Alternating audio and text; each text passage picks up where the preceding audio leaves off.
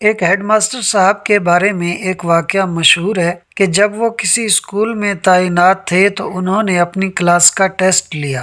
Test کے اختتام پر انہوں نے سب کی کاپیاں چیک کیں اور ہر بچے کو اپنی اپنی کاپی اپنے ہاتھ میں پکڑ کر ایک قطار میں کھڑا ہو جانے کو کہا۔ انہوں نے اعلان کیا کہ جس کی جتنی غلطیاں ہوں گی اس کے ہاتھ پر اتنی ہی چھڑیاں ماری جائیں گی۔ اگرچہ وہ نرم دل ہونے کے باعث بہت ہی آہستگی سے بچوں کو چھڑی کی سزا دیتے تھے تاکہ ایذا کی بجائے صرف نصیحت ہو، مگر سزا کا خوف اپنی جگہ تھا۔ تمام بچے کھڑے ہو گئے۔ ہیڈ ماسٹر صاحب سب بچوں سے ان کی غلطیوں کی تعداد پوچھتے جاتے اور اس کے مطابق ان کے ہاتھوں پر چھڑیاں رسید کرتے جاتے۔ ایک بچہ بہت گھبرایا ہوا تھا۔ جب وہ اس کے قریب پہنچے اور اس سے غلطیوں کی بابت دریافت کیا تو خوف کے مارے اس کے ہاتھ سے کاپی گر گئی اور گھگھیاتے ہوئے بولا، استاد جی مجھے معاف کر دیں، میرا تو سب کچھ ہی غلط ہے۔ معرفت کی گود میں پلے ہوئے ہیڈ ماسٹر صاحب اس کے اس جملے کی تاب نہ لا سکے اور ان کے حلق سے ایک دلدوز چیخ نکلی۔ ہاتھ سے چھڑی پھینک کر زاروں قطار رونے لگے اور بار بار یہ جملہ دہراتے، میرے اللہ مجھے معاف کر دینا، میرا تو سب کچھ ہی غلط ہے۔